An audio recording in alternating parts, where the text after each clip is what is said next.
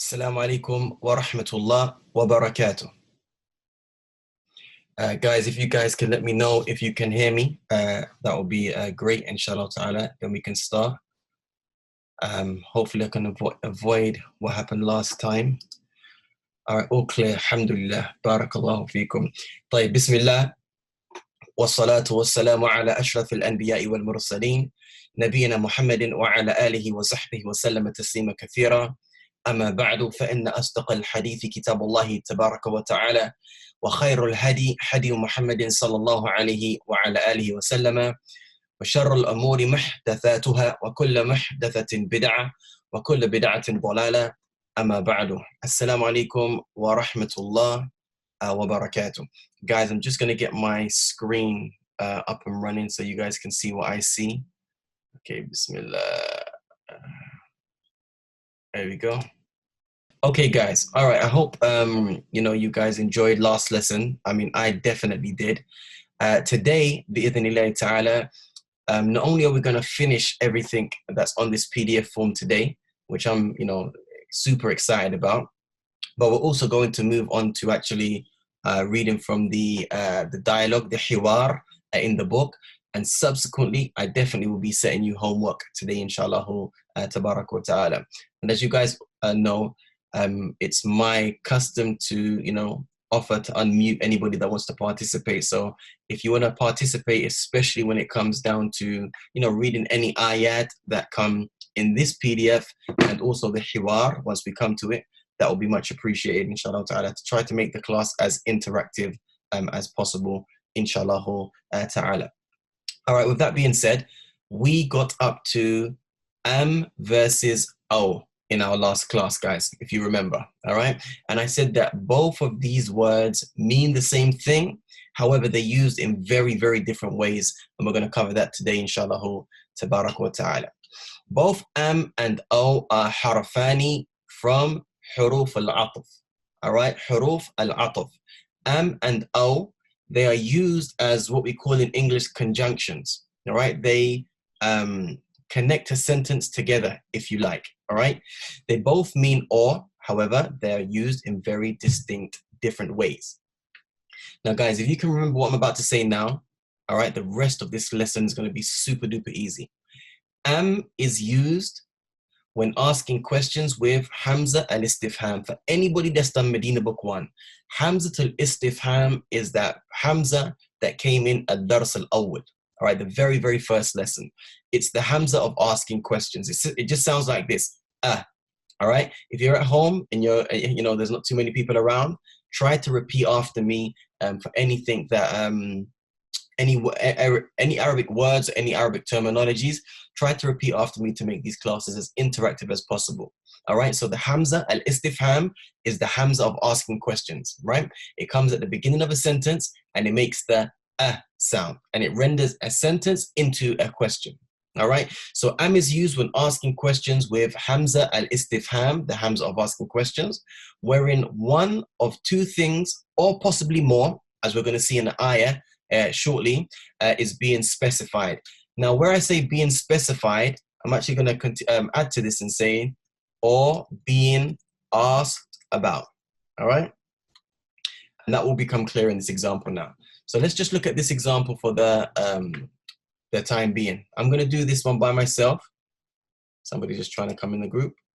All right, I'm going to do the first few by myself, and then I'm going to unmute the mic and then get you guys involved. It says, Amin al-Hindi anta am min Pakistan. One more time. Amin al-Hindi anta am min Pakistan, which translates to mean, are you from India or Pakistan? Now, there's a few things to analyze about this particular sentence. Firstly, we can see at the beginning of the sentence, we have Hamza al-Istifham, all right? Secondly, in the middle of the sentence, we can see the harf al-atf, which is am, meaning or. Now, when we look at these groups of words here, or this group of words, min al-Hindi anta, this is the first thing that is either being specified, or, guys, if you look at the top, being asked about.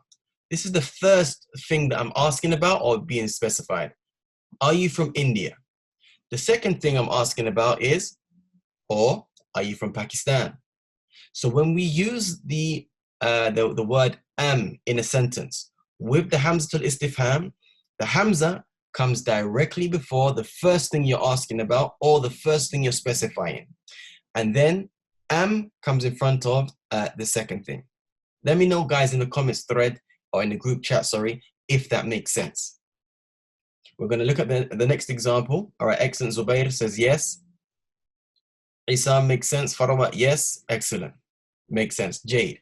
Quick question, guys. This word here, Pakistan, what is the position that this word is playing in the sentence? Who knows? In the group chat.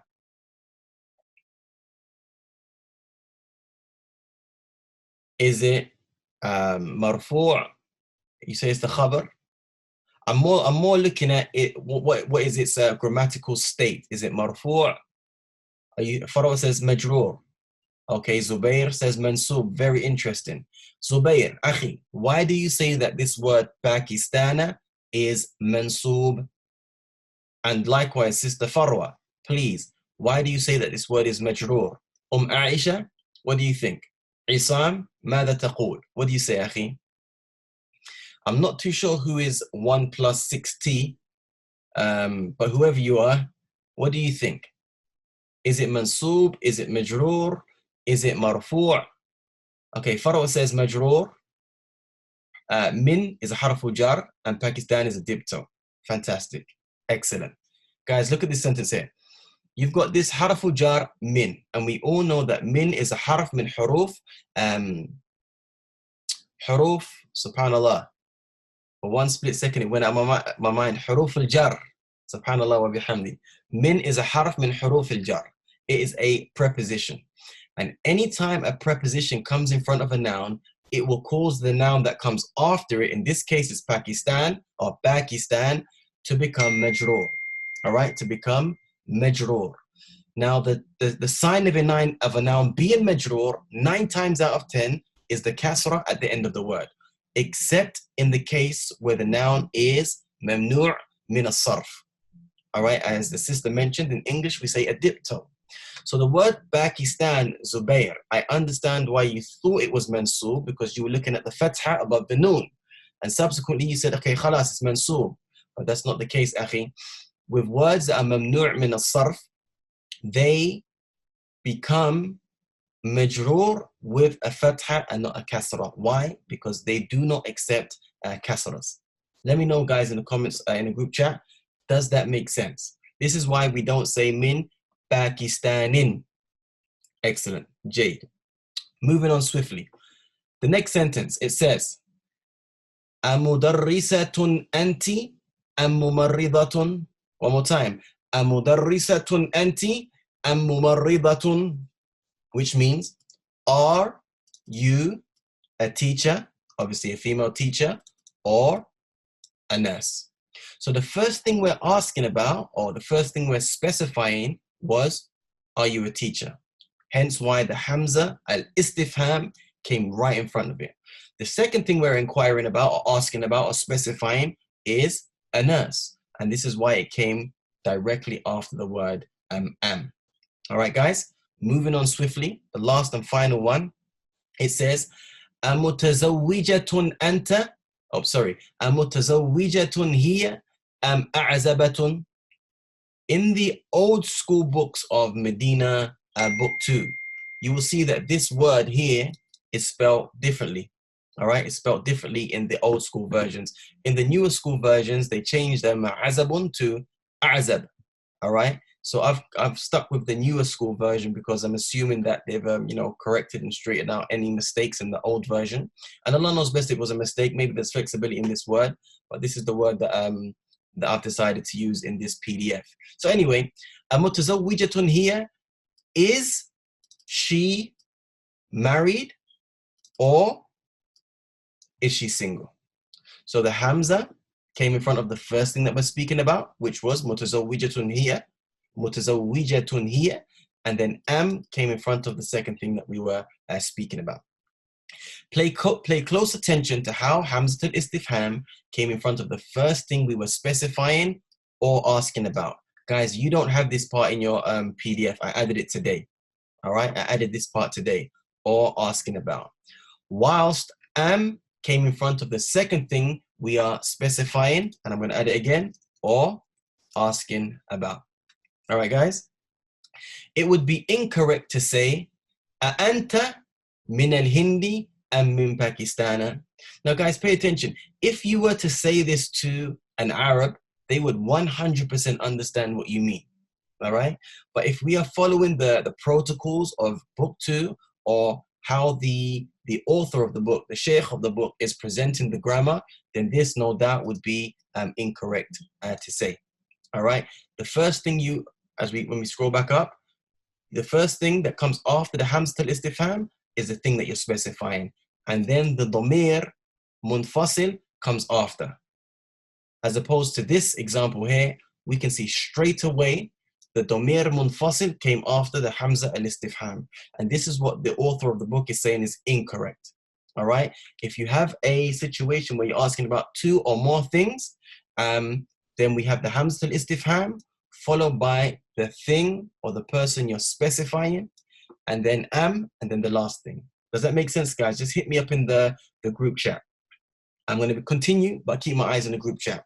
It would also be incorrect to say, أأنتِ مدرسة أم ممرضة? أأنتِ مدرسة أم ممرضة? And last but not least, it would be incorrect to say, أهي متزوجة أم أعزبة? أهي متزوجة أم أعزبة? And the only difference in all of these sentences here compared to the aforementioned sentences here is that in these sentences, the incorrect versions, the pronoun, as you guys can see me highlighting, came directly after Hamza al-Istifham, and that should not be the case. The thing that you're asking about or specifying should come directly after the Hamza al-Istifham. Ikhwani wa akhawati fillah. Does anybody have any questions before we go on to Amthilatu fil Qur'ani? There's no questions, then inshallah ta'ala, I'm going to see who would like to be unmuted. Zubair, are you saying, can you ask a question or can you be unmuted? I don't mind either. Unmuted, no problem. I'm assuming that there's no questions, the fact that nobody asked. So I'm going to unmute you now, Akhi. Zubair, there we go. Assalamu alaikum wa rahmatullah wa barakatuh, Akhi. وعليكم السلام ورحمة الله وبركاته يا أستاذ، كيف حالكم؟ الحمد لله، كيف حالك؟ الحمد لله بخير. جيد. أوكي أخي، اقرأ من قوله تعالى أفي قلوبهم. نعم. أفي قلوبهم مرض أم ارتابوا أم يخافون أن يحيف الله عليهم ورسوله بل أولئك هم الظالمون. Excellent أخي. وما معنى هذه الآية؟ And is there a sickness in their hearts, or do they have doubts, or do they fear that Allah and His Messenger will do injustice to them? Rather, they themselves are unjust. Excellent. What I would definitely advise you guys to do, right? I've quoted this verse. You can clearly see from the fact that some of the letters are in red and some are in green that it's obviously substantiating and proving what I've just said earlier on. But for your own benefit and for your own growth, it would be good to go back to Surah An-Nur and just read the context, if you haven't done so already. Read the context in which Allah subhanahu wa ta'ala, in His infinite wisdom, sent down this particular ayah. So you can have a bit of substance to what we're learning. All right, guys? Obviously, it's not a tafsir class, so I'm not going to bring the whole surah, but just for, extra learning, it'll be highly advantageous to do that, inshallah, in your own time. In any case, the first thing that Allah subhanahu wa ta'ala is speaking about or specifying is, in their hearts is a sickness. Hence why the Hamzat al-Istifham came directly in front of the first thing that Allah tabaraka wa ta'ala is speaking about. And then in this example, we can see that we have the word am that came twice. Remember before I said that if you're speaking about 2 or more things, this verse in Surah An-Nur is an example of more than 2 things that have been spoken about, and they've been broken up with the word or between them. Does that make sense, Akhi Zubair? No. Excellent, No. Jade. Moving on swiftly, Akhi. Aw, on the other hand, can be used for questions beginning with hal. And this is one of the easiest ways to differentiate, shall I say, between the two usages of the word. All right. Sorry. On the other hand, it can be used for questions beginning with hal or for non-questions. Non-questions that you're going to see in a minute is where you use the word oh, but you're not asking anybody a question. You're simply, in the example I gave, you're ordering them to do this or do this, but you're not asking them. Does that make sense, أخي زبير? نعم, I understand. Yeah. All right. اقرأ الجملة الأولى. هل يجوز أو لا يجوز؟ All right. I want you to pronounce every single vowel sound on all of the letters. Okay. هل يجوز أو لا يجوز؟ يجوز. هل يجوز أو لا يجوز? Excellent. What do you think that means, أخي? Are you sitting or not sitting? Oh no, sorry, my fault. That was the bottom one. I do apologize. هل يجوز, is it correct or not correct? Or is it obligatory or not obligatory? I wouldn't say obligatory. No. Recommended? Not recommended. I would say permissible. If something it's excellent, Aisha. Is it permissible or not permissible? If I were actually translating this in a text, I would say, is this permissible or not? All right. Although I can see the word yajuz has obviously been used twice, I would just say, is this permissible, or is it permissible or not? In any case, notice how we began. I should actually change this in the color red. Sorry, guys. Hope you don't mind me editing during the lesson. Quickly put that in red. Anyway, notice that hal has been used.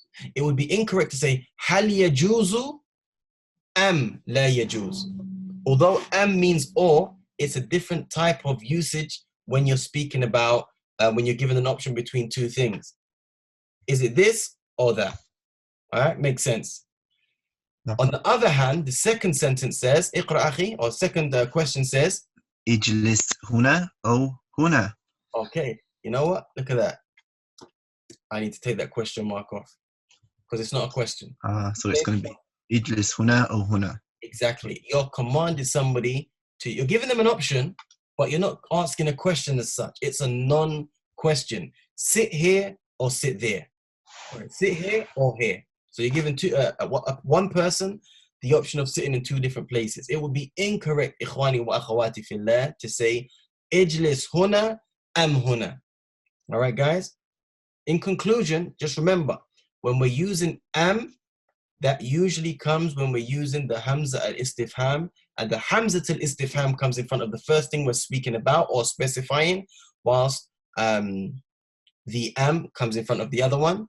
And when it comes to aw, right, we use that when we're using hal at the beginning of the sentence, or when we're asking, when we are using non-questions, as in the case of ijlis huna aw huna. Jazakallah khair, Zubair. I'm going to get you to read this last verse in the Quran, if you don't mind. نعم. يقول تعالى وقالوا كونوا هودا أو نصارى تهتدوا قل بل ملة إبراهيم حنيفا وما كان من المشركين. ممتاز أحسنت.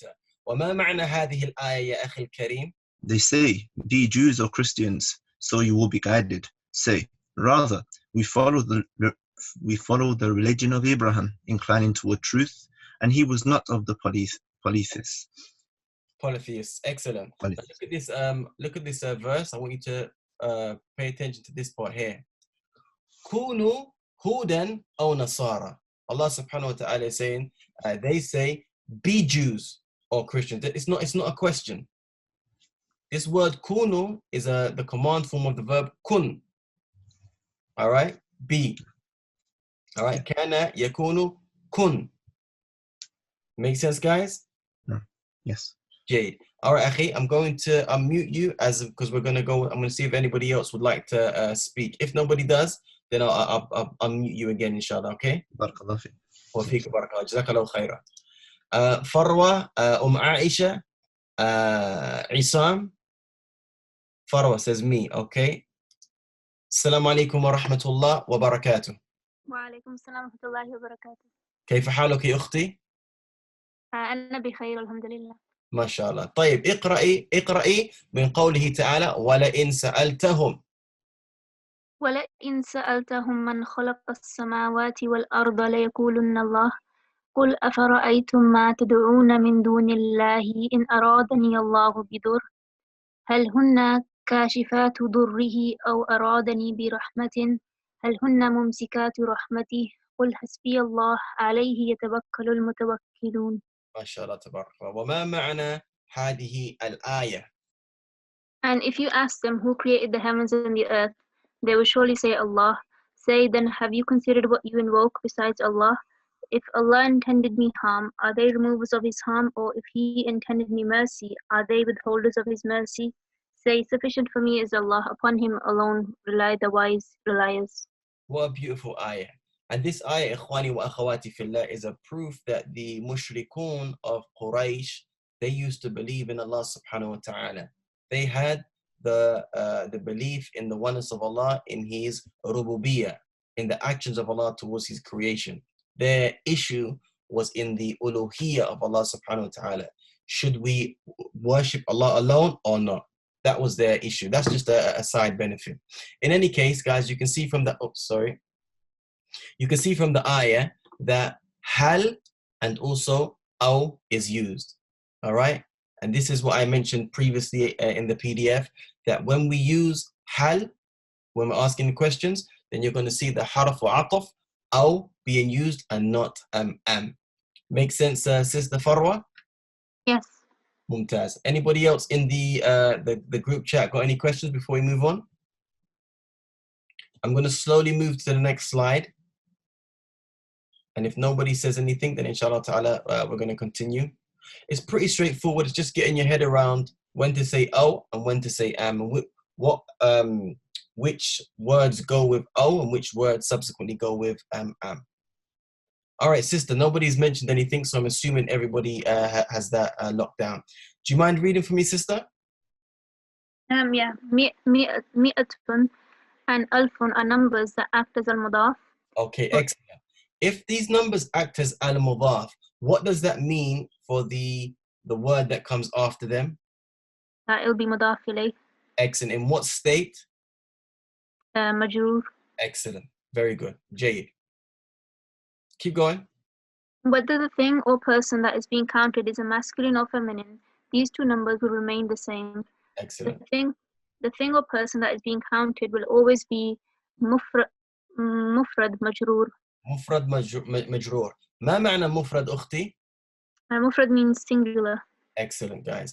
One thing I want to quickly point out. You see the word mi'atun. Look how it's spelled. Mim with a kasra, alif. Then sometimes we call this hamza ala al-kursi, the hamza that's sitting on top of the kursi. All right, then the ta al-marbuta. Now, although sometimes it's written like this, it's actually pronounced how Sister Farwa pronounced it. She just said mi'atun without the prolongation of this alif here. It's written like that, although it's not pronounced like that, guys. All right. Ponder over the following table. Okay, اقرأي يا أختي. العدد 100 المذكر 100 رجل المؤنث 100 امرأة. Good. العدد 1000 المذكر 1000 رجل المؤنث 1000 امرأة. Excellent. Guys, this is very, very straightforward. The two things I want you to pay attention, close attention, or to remember for this particular grammar rule is that the word mi'a and alf, all right, will be the same for both the masculine and the feminine ma'dood.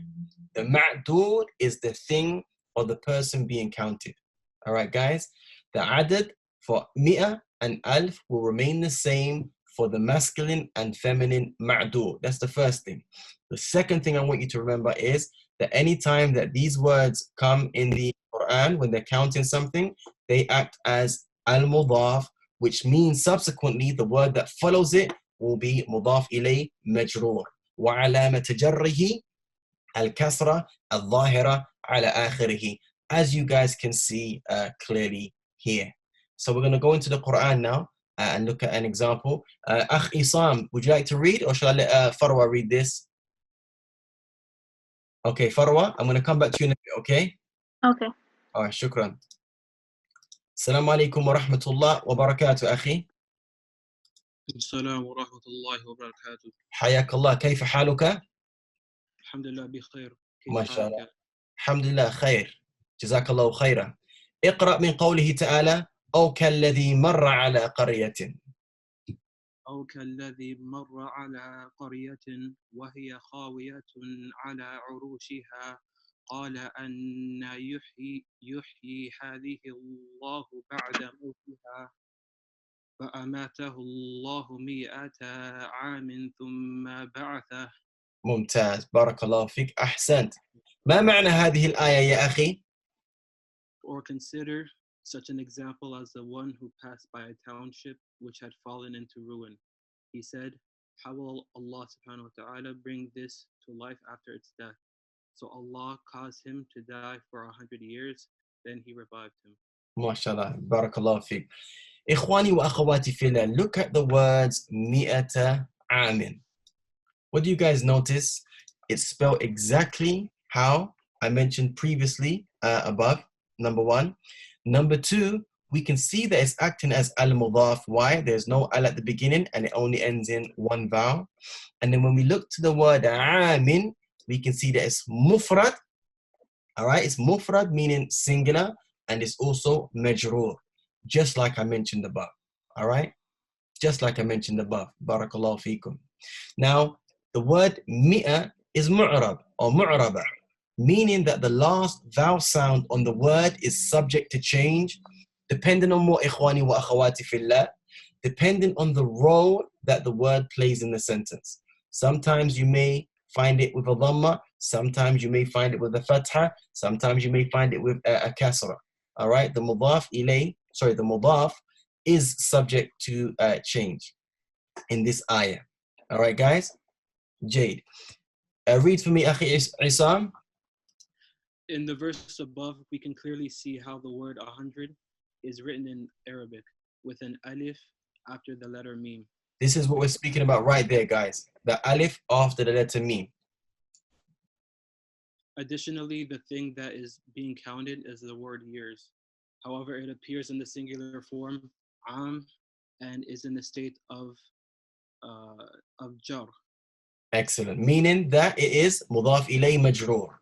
The position that this word is playing is, or occupying, shall I say, is the position of jar. And that is it there in a nutshell, ikhwani. Do you have any questions, Akhi Isam?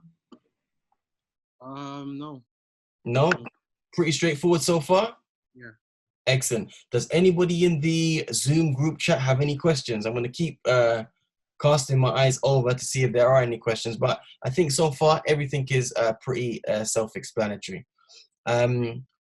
Sister Aisha, I know that you've said in the past that you don't want to read. Do you still would you still prefer not to read? If that's the case, I'm going to go back to Akh Zubayr if you want to participate. I'll just wait for a couple more seconds to see if Aisha replies. Yes, Afwan, no problem.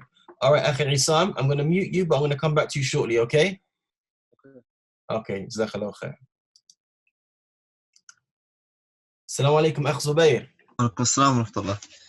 You know, I've just seen something here, guys, that spare me one sec. This here shouldn't be there. This should be around down here. All right. I've nearly finished all of the grammar rules that are present in this lesson. That's fantastic. All right, Akh Zubayr. Let's go, Akhi. اقرأ من قوله تعالى الزانية والزاني. الزانية والزاني فأجلدوا كل واحد. ليس فاجلدوا كل واحد منهما 100 جلدة. Excellent, Akhi. Again, as we can see, not only is the word mi'a spelt with the alif after the mim, but it's also occupying the position of al-mudaf. It only has one vowel sound, and this is occupying the position of an-nasb huna, hence why it's got a fatha. Then the second word, Jaldatin is mudaf ilayhi, al-mudafu ilayhi, and it is in the singular form, guys. Remember, the Arabic language is taken from Al-Quran Al-Kareem. وما معنى هذه الآية يا أخي زبير?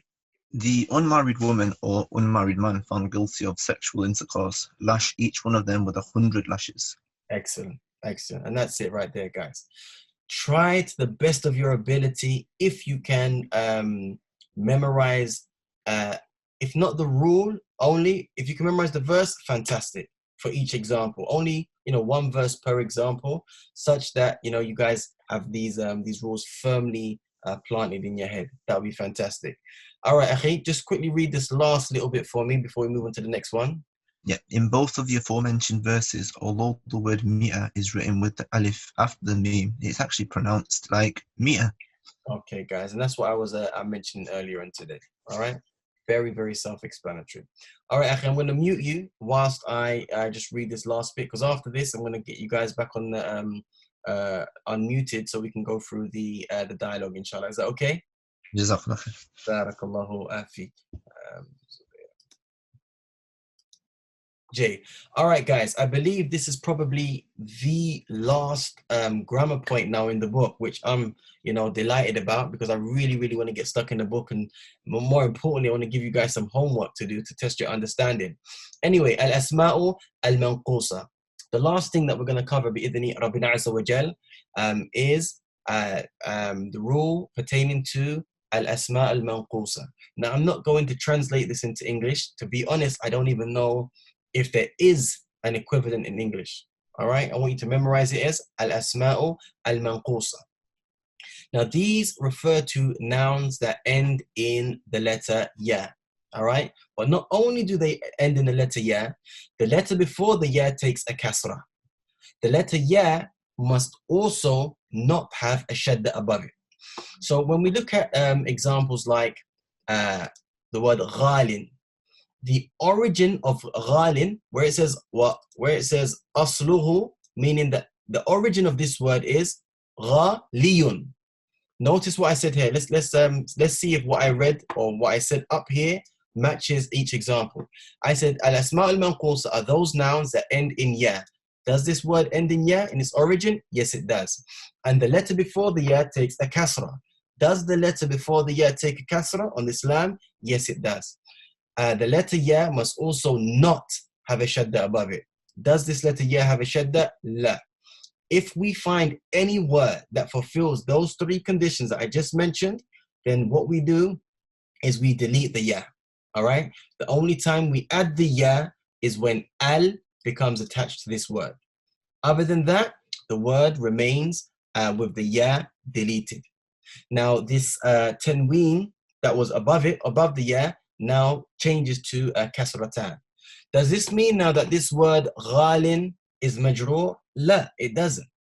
It is actually marfu', but it's because it's an ism manqus. All right, guys, ism manqus. Let's take a look at another example. Repeat after me, guys. Muhamin. Muhamin. The asl of muhamin is muhamiyun. And again, we can apply exactly the same rules to this word. It ends in a ya. The letter before the ya takes a kasra, and the ya does not have a shadda. If that's the case, then we delete the ya. Let's say, for example, I was introducing you guys to my friend who's a lawyer. All right, I would say hada. If I was pronouncing all of the vowel sounds, I would say hada muhamin. Hada muhamin. Or I would say, for example, al-kitabu ghalin. Al-kitabu ghalin. Yani, the book is expensive. All right, the book is expensive. Here, the word expensive is in the place of al-khabar, marfu'. Hada muhamin. Here, again, the word muhamin is occupying the place of al-khabar, and it is marfu'. Just on that note, mashallah, Sister Aisha, she reached out to me today because it was my fault, breakdown in communication. She was unable to attend last session. So when she was watching the replay, she said to me that, or she wrote to me and said that I mentioned that the mubtada wal khabar are in a state of nasb, please remind me exactly of what you said, sister. And I said, look, if I said that in the last session, that was definitely a mistake on my behalf. I should not have said that the mubtada and the khabar are in the place of a nasb. All right, they will never be originally in the place of a nasb. All right, the mubtada wal khabar in the asl are marfu'ani. They're in the state of ar-rafa'. Sister Aisha, Aisha, my bad. Did I get that correctly? Is it correct? Sorry, is that what you mentioned to me today on Instagram? Let me know. I'm going to continue, but keep checking the group chat, inshallah. Let's look at the word qadin. All right, guys. Qadin, asluhu qadiyun. Wadin, asluhu wadiyun. And munadin, asluhu munadiyun. Munadiyun bima'na caller. When somebody calls out, all right, whether that be a caller to prayer or anybody that calls out to somebody, they're known as a munadin. Wadin is a valley. Everybody knows what a valley is. Qadin is a judge in a court. All of these words, ikhwani wa akhawati fillah, are known as al-asma al-manqusa.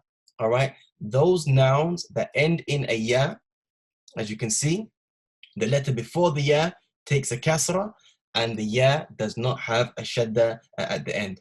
You mentioned that al-mubtada and al-khabar are in the state of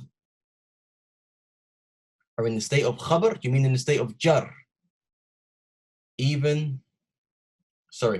in the state of nasb, even if fi came in front. Okay, if that's what I mentioned in the last lesson, ikhwani wa akhawati fillah, that was definitely a slip of the tongue. All right. I believe the example sentence I gave was something like al-imamu fil masjidi, for example. Al-imamu fil masjidi. Here the word al-imam is the mubtada marfu'. Wa alamat raf'ihi al-dhamma al-zahira ala akhirih. Fil masjidi, now the word fil masjidi is made up of jar wa majroor. Jar meaning the harfu jar fi. Majroor meaning the ism that is majroor, i.e. al-masjidi. All right. Now those two words together make up a shibhu jumla, a phrase. But this phrase now, all right, is what we call al-khabar. Now the khabar is in the position of al-rafa'. Let me know if that makes sense, guys. If it doesn't, then I'll type it out so you guys can actually see it. So I meant you said that it's in the state of nasb, but you meant ar-rafa'. That's exactly what I meant. I meant that shibhu jumla is in the state of ar-rafa' and not an-nasb. Afwan, I was trying to type in at the same time. Makes sense. Barakallahu feek for clarifying. Farwa, does that make sense for you, sister? Also, Zubair and Isam, please let me know, ikhwani. Farwa says yes. Jade, alhamdulillah. Zubair says yes. Excellent. Isam, just for you now.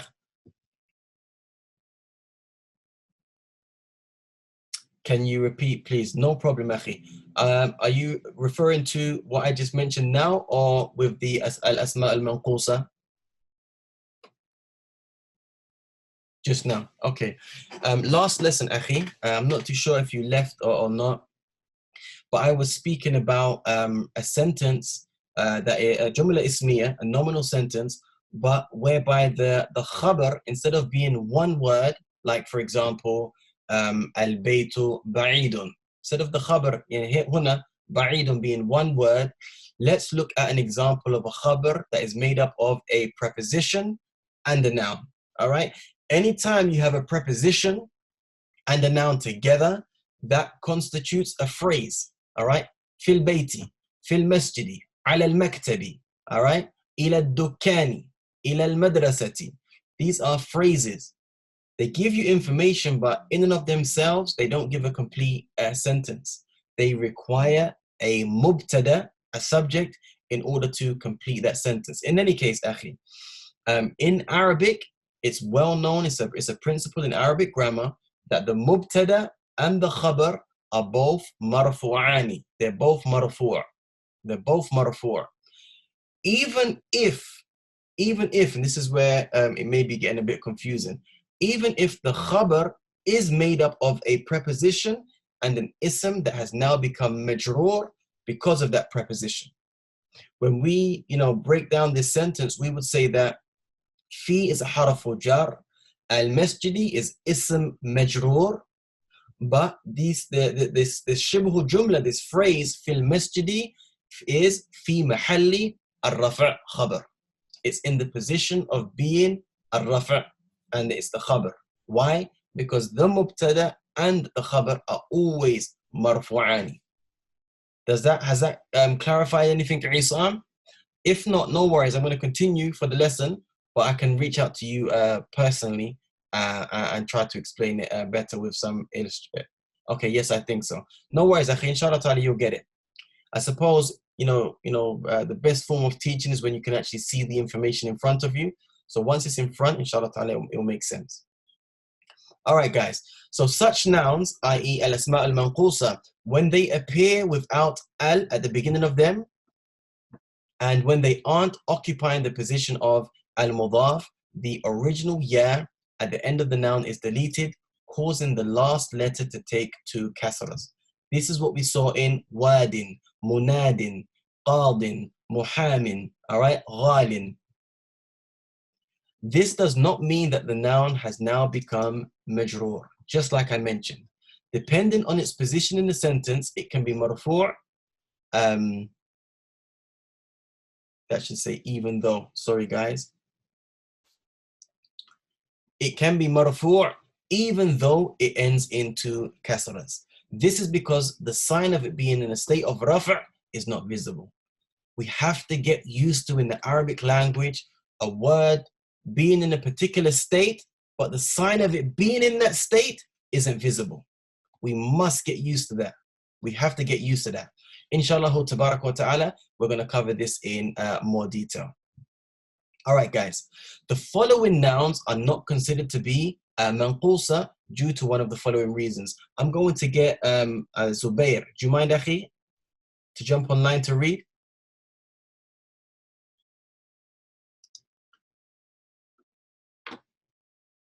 One second, guys. My mouse has just lost. There we go.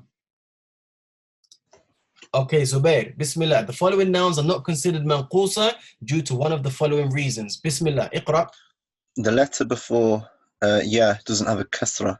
That's rule number one. Rule number two?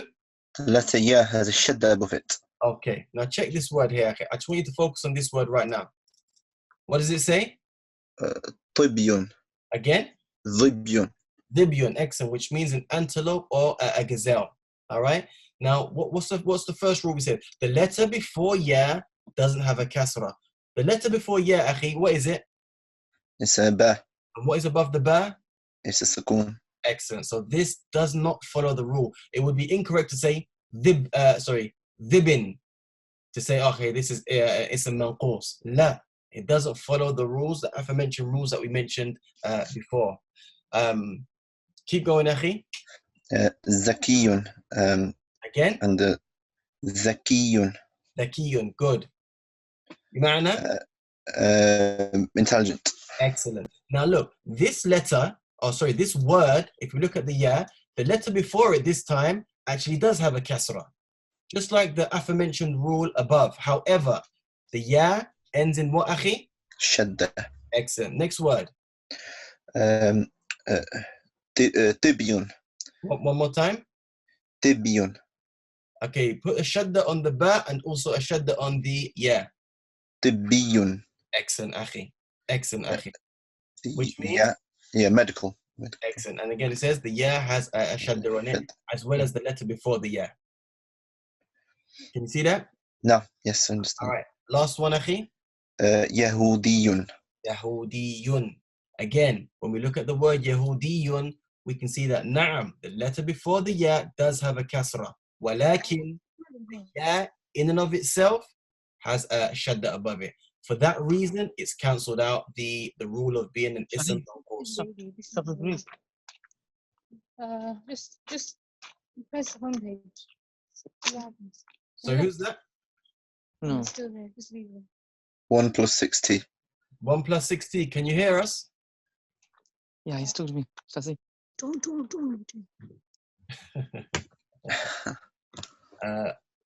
Do you want me to mute you guys?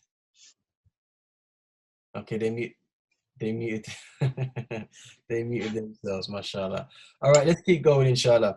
All right, guys. Now look, you will notice at the end of the sheet, this PDF, I don't know if I'll be doing this all the time, but it's definitely a nice exercise to do. I've left all of this in Arabic on purpose. I could have translated it like I translated the rest of the other 26 pages, but I didn't. Why? Because here I want you guys to, for those of you that want to, as you can see, it says al-fawaid al-idafiyya, additional benefits. All right, al-fawaid, the benefits, al-idafiyya, additional. So I'm actually going to translate it live now. So anybody that wants to write down notes, then you guys have the freedom to do so. All right, guys? You with me, Zubair? No, I'm with you. Okay, Jade. All right. So it says fa'ida. Tusamma, remember, this is going to be like a summary of some of the grammar points that we've covered in this lesson. First one being inna wa akhawatuha. Fa'ida. تسمى إن وأخواتها الأحرف المشبهة بالفعل. What does that mean, guys? إن وأخواتها are also called or referred to as الأحرف المشبهة. What does that mean? بالفعل. Those letters that resemble a verb. Those letters that resemble a verb. إن وأخواتها are also referred to as الأحرف المشبهة بالفعل. وقد سميت بذلك لعدة أسباب نذكر منها. They are referred as such, i.e. الأحرف المشبهة, due to various reasons. We will mention some of them below. Number one, if you guys are writing, now's the time to write. Inna, subhanallah. Sorry, bear with me 1 second, guys.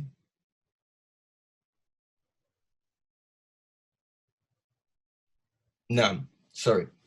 Number one, أن أواخرها كلها مفتوحة كالفعل الماضي. When we look at all of the inna and the sisters, the last vowel sound on all of the letters is a fatha. All right? Inna, anna, la'alla, ka'anna, lakinna, and the rest of them. They all end in a fatha. So what this is saying is that the endings of these words, all of them are maftuhatun, i.e. they end in a fatha, kal-fi'l al-madi. Anybody that has been exposed to the world of verbs, especially when studying the past tense verb, you will notice that the past tense verb begins and ends with a fatha. ذهب, خرج, رجع, كرم, حسن, توضأ, صلى, وهكذا. You guys with me? Yeah. So they resemble the past tense verb in that regard. This is why they're called al-ahruf al-mushabbaha bil-fi'l. Those particles that resemble a verb. Number two, ولوجود معنى الفعل في كل واحد منها. These إن وأخواتها, the meanings of these words resemble the meanings of verbs. The meanings of these verbs resemble the meanings of verbs. فإن التوكيد والترجي والإشفاق والتشبيح هي من معاني الأفعال. All of these words, remember, inna, it denotes a tawkid. لعل can denote a taraji. It can also denote al-ishfaq, which means fear. At-tashbih refers to the particle ka'anna. Ka'anna. All right? Ka'anna is when you're likening something to something else. All right? It's called at-tashbih in Arabic. All of these have the meanings of verbs. This is what point number two refers to. And last but not least, وَلِأَنَّهَا تَعْمَلُ فِيمَا بَعْدَهَا كَعَمَلِ الْفِعْلِ فِيمَا بَعْدَهُ. It says that because inna wa akhawatuha, they ta'mal, they interact, they act with فِيمَا بَعْدَهَا, those words that come after it, كعمل الفعل فيما بعده. Just like the verb interacts with that which comes after it. What does that mean, guys? When we see inna wa akhawatuha, inna wa any of the sisters that come in front of a noun, what does it do? تنصب المبتدأ وترفع الخبر. All right, once these words or these particles come in front of a jumla ismiya, it causes some type of change to the word that follows it. Just like when a verb begins a sentence, then we're going to have to look for the subject of the verb, referred to in Arabic as al-fa'il. And as you all know, the fa'il will always be what, ikhwani wa akhawati fillah? Zubair, هل تعرف؟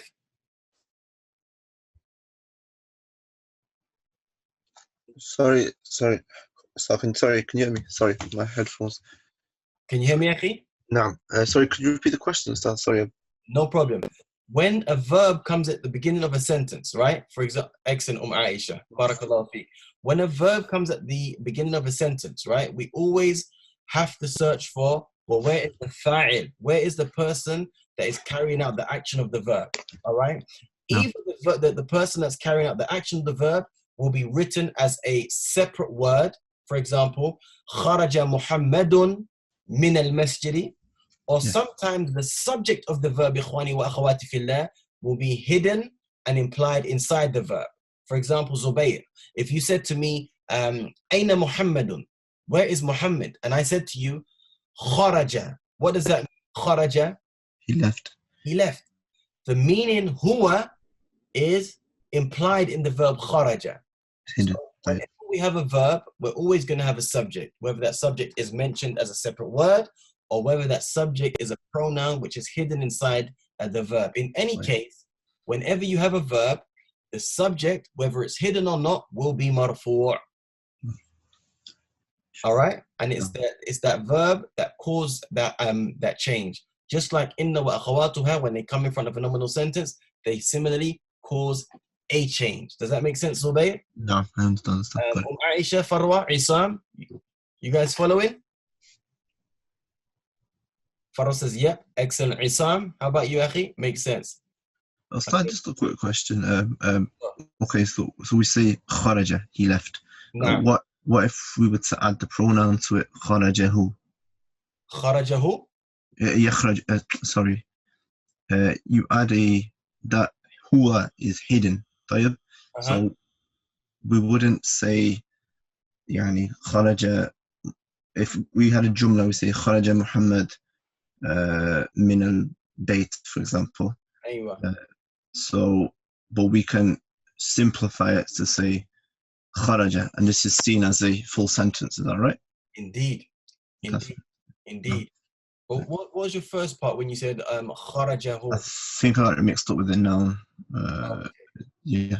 Okay, Jade. I mean, you could say, if you wanted to, if I said, for example, Aina Muhammadun, you could say huwa kharaja. There's absolutely no issue with saying huwa kharaja. But is it a necessity now to say huwa kharaja? La, it's not.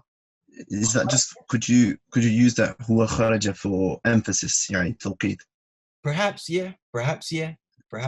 No problem. But I'm more right now. What I'm more getting at is it a necessity to say huwa kharaja? And secondly, the word kharaja by itself, if you just saw that one word, does that now constitute a full sentence? And it does. No.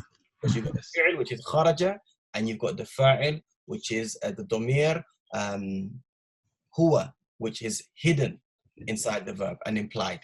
Sorry. All right, guys.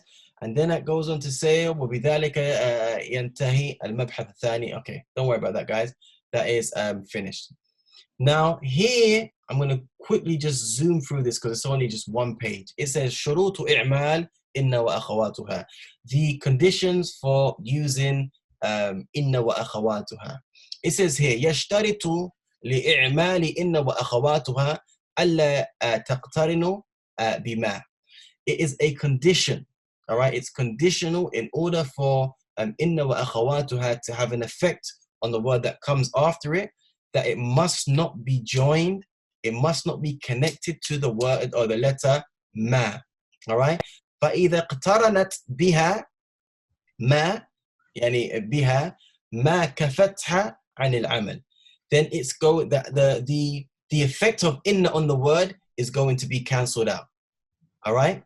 And if we look here in this verse in the Quran, Allah subhanahu wa ta'ala يقول إنما المؤمنون ماذا زبير؟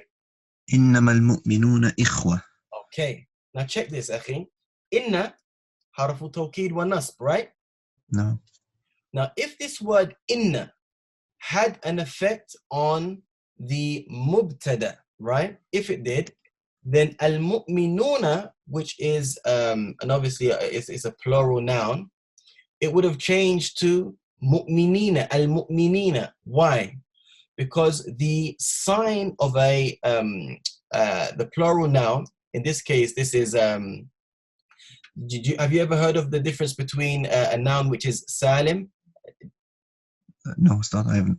Okay. Has anybody heard of a noun that when we change it from the singular to the masculine, jam' al-mudhakkar as-salim, we just do it by adding the wow and the noon at the end? Okay, Farwa says yes, Aisha says yes. All right. Isam, what about yourself? Okay, I believe you said yes, Isam as well. Okay, Zubair, there are some nouns in the Arabic language, right? For example, Muslim. All right, Muslim. If you wanted to change Muslim to Muslims, what would you say? Muslimun. Yeah. Muslimun. Okay. What was the process of changing it from the singular to the masculine? What did you do? The wow and the noon. The wow and the we noon. added that. Yeah. Exactly. With mu'min, you do exactly the same thing. Okay. All right. Now the wow and the noon, right, for al-jam' al-mudhakkar as-salim is the sign of it being in, or the wow, sorry, is the sign of it being in the state of ar-rafa' marfu'. All right. Yeah. However, with al-jam' al-mudhakkar as-salim, the sign of it being in the state of nasb and jar is the ya. Okay. All right. So I'm saying that had inna had an effect on this word here, we would not say al-mu'minuna. We would say al-mu'minina. However, this ma, which is in between inna and this noun, it came in between and it cancelled out the action of inna. All right, guys? Yeah. Does that make sense, or is that a bit too technical? No, it's fine. I get it. That's all. All right? So anytime that ma has been connected to inna, it cancels out the effect that inna has on what was previously known as al-mubtada. All right, guys? We don't have to worry about this. You guys can read this in your own time. It's just the i'rab of breaking down innama al-mu'minuna ikhwa. I'll read it though. اقترنت inna بما كفتها فكفتها عن العمل. Inna was joined with ma and it caused it to, or its action to be cancelled out. Innama is a combination of inna, which is harfu tawkidin wa nasb, mabniyun ala al-fath. Then you've got ma kafa, zaida harfu mabniyun ala al-sukun. Then you've got the word al-mu'minuna mubtada'un marfu'un wa alamata raf'ihi. What does that say, akhi? Zubayr? Al-waw. Al-waw. So the sign of this noun being in the state of ar-rafa' is this letter here. Why? Because it's jam' al-mudhakkar as-salim. Oh, here it is here. لأنه جمع مذكر السالم. إخوة خبر مرفوع وعلامة رفعه الضمة الظاهرة على آخره. بارك الله فيك. Now, guys, what I want to do is I need two people to read. I hope you don't mind, Farwa. I'm going to unmute you. Is that okay?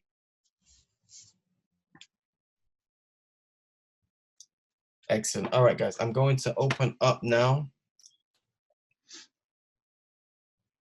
Can you guys still see my screen? Yeah. What can you see on my screen now? Shurut. Okay. All right, I'm going to stop sharing for 2 seconds. Then I'm going to start sharing again on the proper page. Bismillah. Here we go. Keynote. All right. So, Zubair, you are going to be Hashim. And sister, you're going to be Al-Mudarris, I believe his name is. Are you there, Farwa? Yeah, I'm here. Okay. All right. What I'm going to do on the screen, I'm literally just going to flick between both people like this. All right. And we're going to go all the way down till we finish. So for those of you that have got the book now, please open up your books to Ad-Darsu Al-Awwal from Madinah Book 2. All right. Isam, you still with us? Excellent. And Aisha, you still with us? Excellent. All right. Akhi Zubair, Bismillah. Assalamu alaikum wa rahmatullahi wa barakatuh. وعليكم السلام ورحمة الله وبركاته. كيف حالك يا أستاذ؟ لعلك بخير. الحمد لله، وكيف حالك أنت يا حاشم؟ أنا أحبك كثيرا يا هاشم. إنك طالب ذكي ومجتهد وذو خلق. أمن باكستان أنت أم من الهند يا هاشم؟ إنني من الهند. عندكم إنني أو إني؟ Sorry, إني من الهند. ممتاز. وزميلك الذي خرج معك الآن من الفصل أهو أيضا من الهند؟ لا، إنه من باكستان. إن ساعتك جميلة يا هاشم، أمن اليابان هي؟ لا، إنها من الهند. أغالية هي أم رخيصة؟ إنها رخيصة جدا. إنها ب100 روبية فقط. كم أخ لك يا هاشم؟ لي 3 إخوة. طلاب هم؟ لا، إنهم تجار. كم أخت لك؟ لي 4 أخوات. Good. أفي الهند هن الآن؟ لا، إنهن هنا بالمدينة المنورة مع أبي وأمه. الطالبات هن؟ لا، إنهن مدرسة بالمدرسة الثانوية. One more time, Akhi, say that again. لا، إنهن مدرسة بالمدرسة الثانوية. أخي كأنك تقول لا إنهن مدرسة. إنهن مدرسة. لا، ليس مدرسة، مدرسات. لا، إنهن مدرسات بالمدرسة الثانوية. ثانوية. ممتاز. Okay. Guys, were there any words, any vocab that you guys didn't understand there in that exercise? I think everything was fine for me. I understood everything. You understood everything? Excellent. Isam and Aisha, was everything okay? Okay, excellent. Jade, all right. Let's quickly just go through and just check some of the rules here. All right. Hashim says, كيف حالك يا أستاذ؟ لعلك بخير. Here, لعل. Does this mean, is this denoting الترجي or الإشفاق? ماذا تقولون? Excellent, Isam. I hope. الترجي. الترجي. I hope you are بخير. I hope you are okay. Where is, and this is a question for the whoever's, even if you're unmuted, so even if you're muted, you can type. If you're unmuted, Sister Farwa or Akh Zubair, feel free to shout out the answer. Where is Ismu La'alla? Ka. Excellent. The careful khitab. Fantastic. Jade. الحمد لله وكيف حالك أنت يا هاشم؟ أنا أحبك كثيرا يا هاشم. I love you a lot, oh هاشم. إنك طالب ذكي ومجتهد وذو خلق. طيب, why does the word خلق end in, why is the word خلق مجرور? Because of ذو. What about it? مضاف إليه. Excellent. It's مضاف إليه. It's مضاف إليه. All right. خلق is المضاف إليه to the word ذو. Fantastic. أمن باكستان أنت أم من الهند يا هاشم. Why does Pakistan end in a fatha?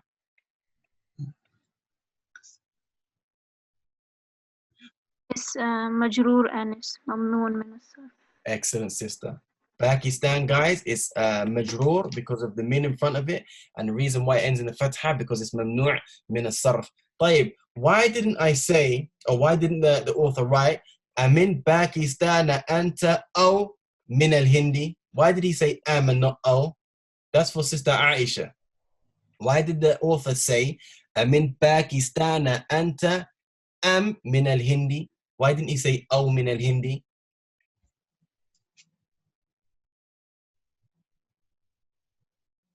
Under Isam, either one of you guys can, if you don't know, because there's a Hamza al-Istifham, excellent. And we said that we use am with the Hamza al-Istifham and aw with hal. Did you guys know that as well, Zubair and sister Farwa? Yeah, I was going to Yes. say, yeah. Okay, excellent. Jay, inni min al-Hindi. طيب, هنا, where is the خبر إن? يا متكلم. خبر إن يا المتكلم. Oh no, sorry. من الهندي. من الهندي, excellent, which is شبه جملة خبر, right? يعني, but it's in the face of the خبر. We would say that it's خبر إن, خبر إن. طيب, where is the اسم إن? That's for Zubair. Yeah. يا المتكلم, excellent. J. وزميلك الذي خرج معك الآن من الفصل هو أيضا من الهندي, and your colleague, your classmate who just left just left the classroom, is he also from India? لا إنه من باكستان. أخ عصام, where is اسم إن? That's for أخ عصام. Where is اسم إن? All right, he says إنه. Zubair, do you agree with him or disagree? I disagree. You disagree, why? It's within the word of innahu, but it's who specifically. Ha'ud damir, excellent. Sister Farwa, what is the detached equivalent to this attached pronoun here? هو. Excellent, fantastic. إن ساعتك جميلة يا هاشم من اليابان هي. This is for sister Aisha. Why did we say إن ساعتك جميلة? Why did we say جميلة if we're speaking to a boy? Because the teacher says إن ساعتك, يعني أنت يا هاشم ساعتك جميلة. Shouldn't we say إن ساعتك جميل? Surely we should say جميل if we're speaking to a boy. صح Aisha? Because we're referring to the watch. Excellent, excellent. The word جميلة is speaking about the watch. أخ زبير, أين اسم إن?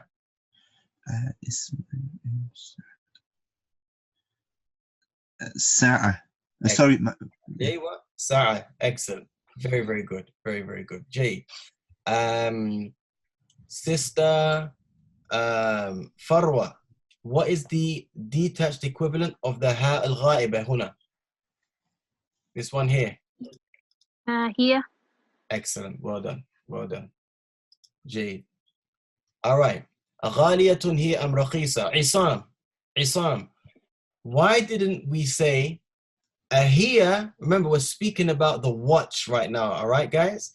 Why didn't we say here غالية أم رخيصة? That question's for Isam. If Isam doesn't get it, it goes to you, Zubair.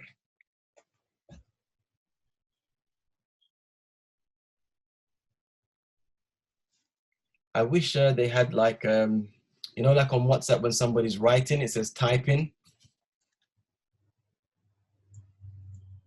Isam, you with us? Question starts with Hamza Istifham. Okay, what does that mean? Can we still say أهي غالية أم رخيصة? Zubair, what do you say? لا أدري أستاذ. I don't know the لا answers. تدري؟ أوكي عائشة ماذا تقولي؟ تقولين. فروة ماذا تقولين؟ The thing that you're asking about, that has to follow immediately after the Hamza. Excellent, excellent. What we are directly speaking about, we're asking, is it expensive? Zubayr. This No. is the thing that we're asking about. Is the watch is either going to be expensive or cheap? All right. So when we're asking about two different things, the first thing that you're either specifying or speaking about comes directly after the Hamza al-Istifham. Remember in the previous examples I gave, I said that the pronoun shouldn't come directly. It'll be incorrect to say ahiya, putting this detached pronoun, this here, directly after the Hamza al-Istifham. That would be incorrect. All right, guys? No. Jade. Make sense now, Zubair? No, I understand that. Okay, Jade, excellent. Moving on swiftly. إنها رخيصة جدا. إنها ب100 روبية فقط. Aisha. Why do we say rubiyatin? Why have we used the singular version of rubiya? I think it means rupees, and not the plural version. And why is it majroor? If she doesn't get it right, Sister Farwa, that goes over to you.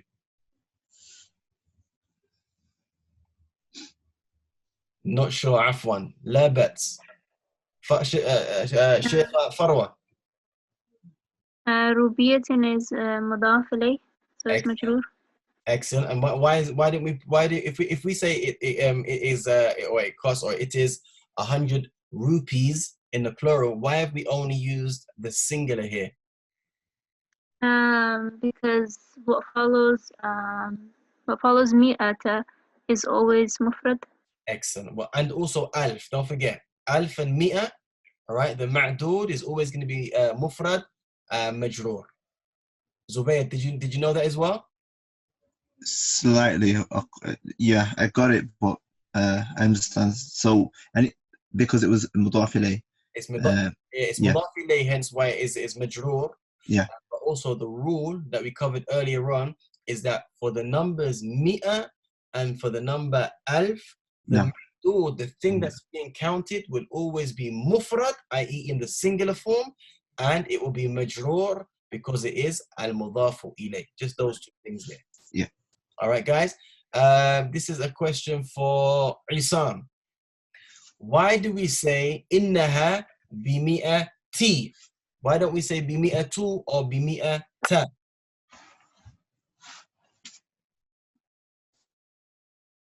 If Isam doesn't get this, then it goes to you, Aisha. Innaha means that it's feminine. The ha is speaking about the watch as being feminine. Okay. How does that relate to this word here, bimi'a? I want to know now, Akhi, why does this word end in the kasra? Why does this word here end in the kasra? Aywa. Aisha says because it is because of the harf jar. Exactly. Bod and Isam as well. It's because of this letter. It's not going to let me highlight it by itself because the way the text is, but it's because of the ba, the harf jar, ba, which caused mi'a to change. Remember before I said that the word mi'a, it can either be marfu', it could either be mansoob, or as you can see here, it could either be majroor. Excellent. كم أخا لك يا هاشم؟ لي 3 إخوة طلاب هم. Are they students؟ لا إنهم تجار. No, they are تجار. Aisha, where is خبر إن؟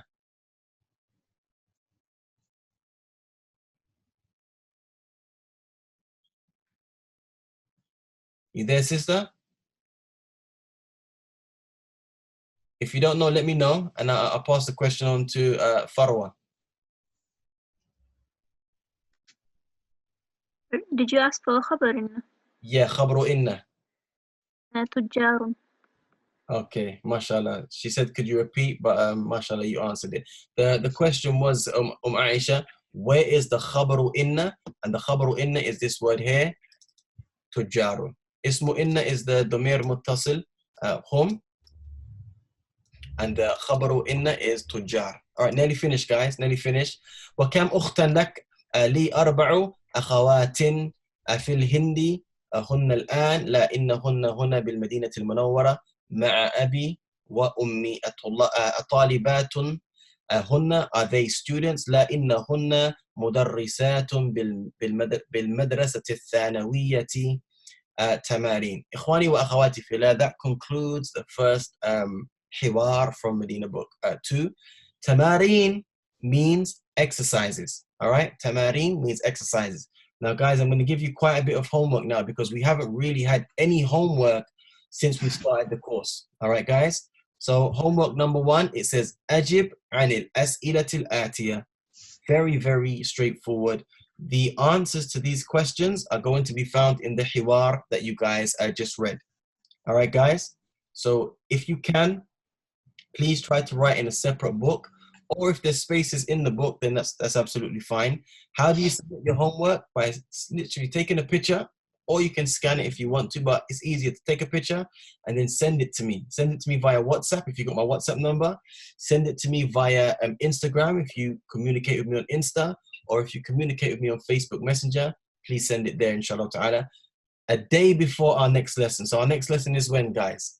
Wednesday. Our next lesson is Wednesday, right? Yeah. So if you can send it at least by Tuesday, which gives me enough time to mark it and, you know, give you any feedback where necessary. Some of my students, especially the students that I teach live at the masjid, they oftentimes send me the homework the day of the class, which is very, very difficult for me to, you know, mark and then send the work back in time. So if you guys can do that, that would be great. All right, any questions about this exercise? أجب عن الأسئلة الآتية. أستاذ إلى الدرس الثاني, the homework to الدرس الثاني. يعني the حوار, the questions are the sections, sizes till the end of الدرس الأول, or is it just this particular exercise? So bear with me 1 second, Akhi. Can you repeat that again? Yeah, I've got quite a few exercises, 2, 3, 4 different exercises. Bear with to do the full exercise until الدرس الثاني. So there's quite a few exercises, if you know what I mean. Quite a few questions. Yeah, no, what it is, Akhi. See this tamreen that I'm speaking about that says أجب عن الأسئلة الآتية. There are only just this one, right? Yeah, there are only 7. Oh, I see. Okay, I thought you were right. That's fine. Okay, no problem. Yeah, and those 7 there are relating to the hiwar that we just read. Okay. All right. Moving on. It says ضع هذه العلامة يعني صح or a tick أمام الجمل الصحيحة وهذه العلامة across أمام الجمل التي ليست صحيحة. So all you have to do in this exercise, very, very, very straightforward and easy, is read the sentences, and if the sentence is true, then you put a tick next to it. You don't have to rewrite it out. And if the question is, if the sentence is false, then simply put an X next to it. You do not have to rewrite anything out. All right, guys? This is testing your understanding of, again, the hiwar that you guys just read. Does that make sense, guys? Yeah. Farwa? Yeah? Good. Yes. Aisha, is she still with us? Okay, excellent. All right. Now, the next exercise is nothing for you to do as such. All right, we've done this in class. All this exercise is teaching you is when inna is attached to different dama'ir al-munfasila, what it becomes. So inna plus huwa becomes innahu. Inna plus hiya becomes innaha. Zubair, can you continue reading the next 3 going down? Yeah. Inna plus anta is innaka. Inna plus antum is innakum. Sorry. Inna plus. On my book, it goes inna plus anti. Oh, sorry, my fault. Yeah, I got it. Okay, I was going across. My fault. No worries. Inna plus anti is innaka, innaki. Inna plus inna is innani. لا. Inna plus ana. Oh, inna plus ana is innani or inni. Excellent. Sister Farwa, can you read the next set of words? Inna plus hum is innahum. Good. Inna plus hunna is innahunna. Good. Inna plus antum is innakum. Inna plus antunna is innakunna. And inna plus nahnu is innana or inna. Excellent. Akhi Zubair, Akhi Isam, you with us? Yes. Oh, sorry, Akhi, I totally forgot that you like to speak as well, man. All good. Forgive me. All right. Now, so far, you've only really got two exercises, which was exercise number 1, when you have to answer the following questions, and exercise number 2, place a cross or a tick next to the right or wrong sentences. Number 3, you have to memorize. You don't have to do anything as such in terms of submitting anything. All you have to do is memorize. Now, question number 4, Isam. Can you read that? Sorry, number 4. Sorry, guys, I should have done this with you. My bad. Can you read the Akhi? أدخل إن على الجمال الآتية. Excellent. على الجمل الآتية. أدخل means enter. It's telling you to, or in fact, a better word for this would be place. Place inna على الجمل الآتية. You have to place the word inna in front of these sentences. Now, bear in mind, we know that once inna comes in front of a domir, which is munfasil, it now has to change to its equivalent connected version. So I just want you, Akhi Isam, just to do number 1 and number 2 for us, and then the rest are going to be done for homework. Bismillah. Sorry, I don't see it. I'm just gonna refer to my book. Okay. Okay. Oh, so it says in my book, Al-babu makhluqun. La. You want exercise number 4? Nah, I think I might have an old print, so I don't know if it's different or not. Okay, it seems like that. What do you guys have? Does everybody else have huwa tajirun? Yeah, No. that's what I have. Okay, I'm not too sure which book you have. I could send you a picture after, but I'm pretty sure I'm on the same exercise, the first tamreen or tamarin. But I can't see the screen. That's why I don't see the question. No worries. All right, I'm gonna pass this over to Farwa, but Akhi, please send me a picture of the book that you have and specifically this exercise that you were speaking about, and we'll try to sort something out. You know, there is I found it. Sorry, I'm sorry. Oh, you got it? Yeah. So I see huwa tajirun, That's it. and it's innahu, Excellent. and then the next is لا يعني أكمل الجملة. innahu tajirun. Excellent. Then the next one. Inni talibun. Or you can also say Innani talibun. Farwa, number 3, sorry. إنهم من اليابان. And number 4. إنكم أذكياء. Excellent. أذكياء, guys, is ممنوع من الصرف, hence why it only has 1 vowel. Zubair, number 5 and number 6, please, أخي. هي متزوجة is إنها متزوجة. ممتاز. نحن مسلمون is إننا مسلمون. Or إنا مسلمون.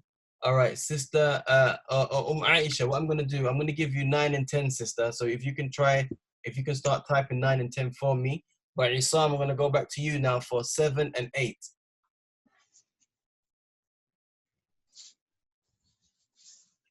Isam, you with me? Yes. So I'm doing 9 and 10 or 7 and 8. No. You're going to do 7 and 8. Sister Aisha is going to do 9 and 10. But because she doesn't want to come on to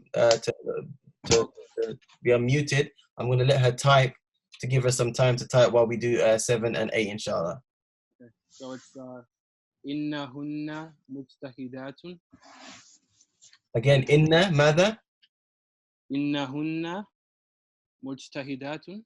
Sister Farwa, هل توافقينه? Do you agree with him? No, I disagree. Why? Because it's antunna, so it has to be innakunna. Inna kunna. Habibi Isam. The word antunna refers to 3 or more females that are in front of you. All right, so if you go back to the previous page, well, it's the previous page of my book, and you look up antunna, you would see that it becomes inna kunna, like that. Can you see, bro?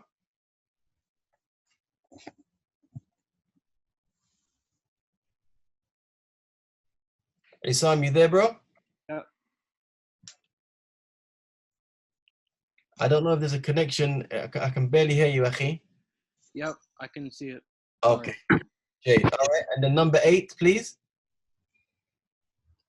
Hun muslimatun is innahunna muslimatun. May Allah bless you, Akhi. Excellent.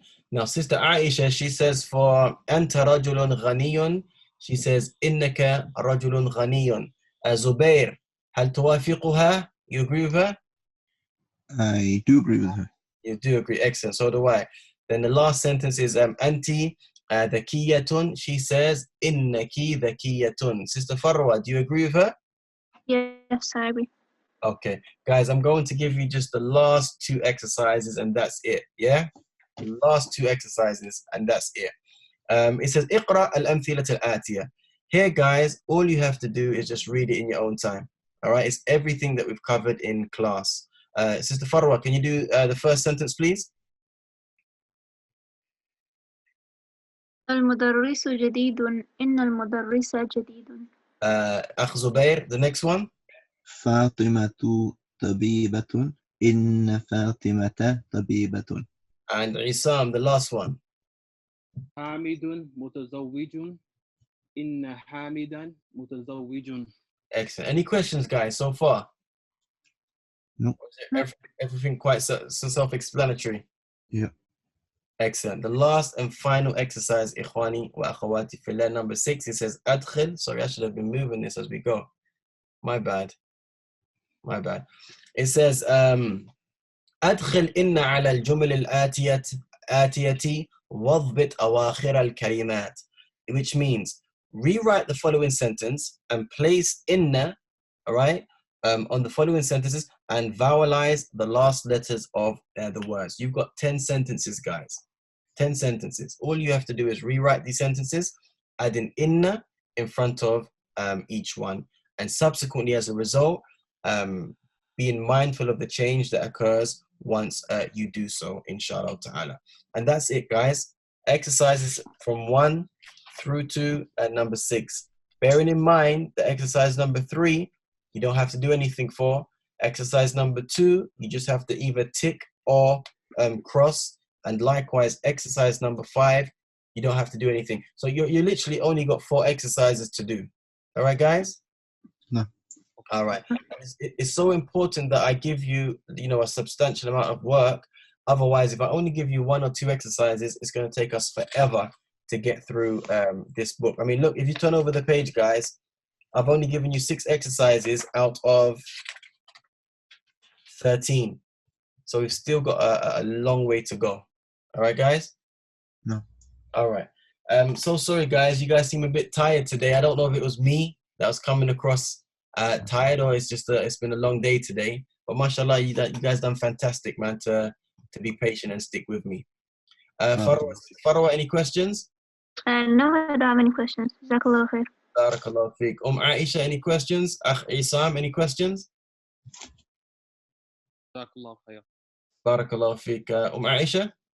No questions. Okay, guys, I look forward to seeing you guys on Wednesday, inshallah. Tabarakallah. Thanks very much for your time, guys. Thank you. Assalamu alaikum.